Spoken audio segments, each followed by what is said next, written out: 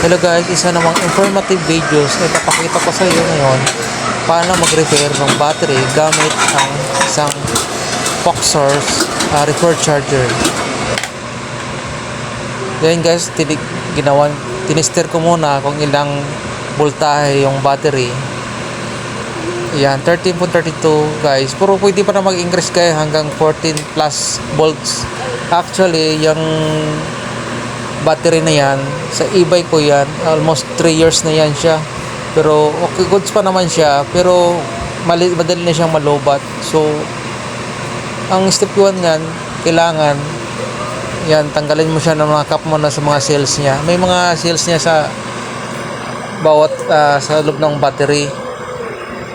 Yan, then maglalagay tayo ng electrolyte. Yan, mabibili yan sa mga battery stores. Almost 200 yan ng yan, yung amount.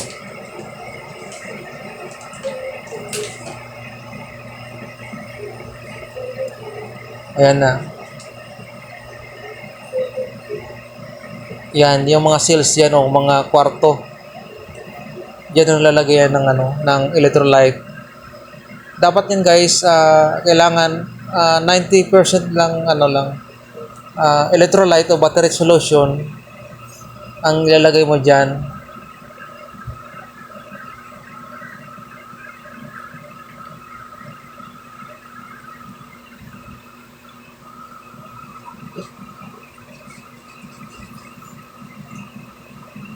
O yan na guys, nilagay ko na ng battery solution or electrolyte. Lahat na guys, yung makikita mo mga butas ng guys, lagyan lahat yan siya.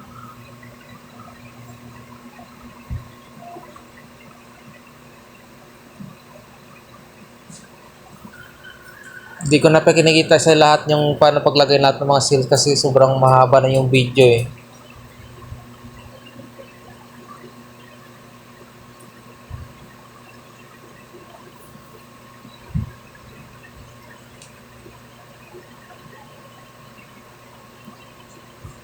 Yan, dandahan lang paglagay kasi pag mga matalsikan yung mga mata, delikado yan, nakakabulag yan kasi yan kasi yung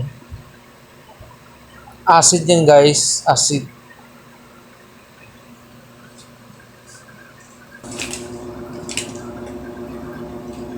Yan guys, after nyo malagyan ng electrolyte, yan, pwede mo na gamitin yung Foxsource refer charger. Yung positive line, yung kulay pula, ilagay doon sa positive na linya ng battery. Then yung negative, yung kulay itim, ilagay mo doon sa negative na linya ng battery. Yan. Yan, makikita niyo guys, may dyan, charge, repair, may mga option. Pindutin mo lang sa gilid niyan guys.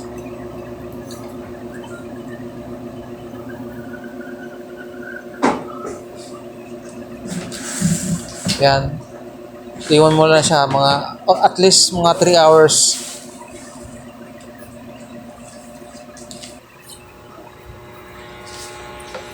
Okay. Yan. Tingnan nyo guys. Tingnan nyo guys. Maabot ng yan guys. 14.75 volts. Diba? Nag-increase yung voltahe niya. Diba, nakita nyo na guys, kaya niyang i-increase pa yung voltahe o i-repair pa yung battery.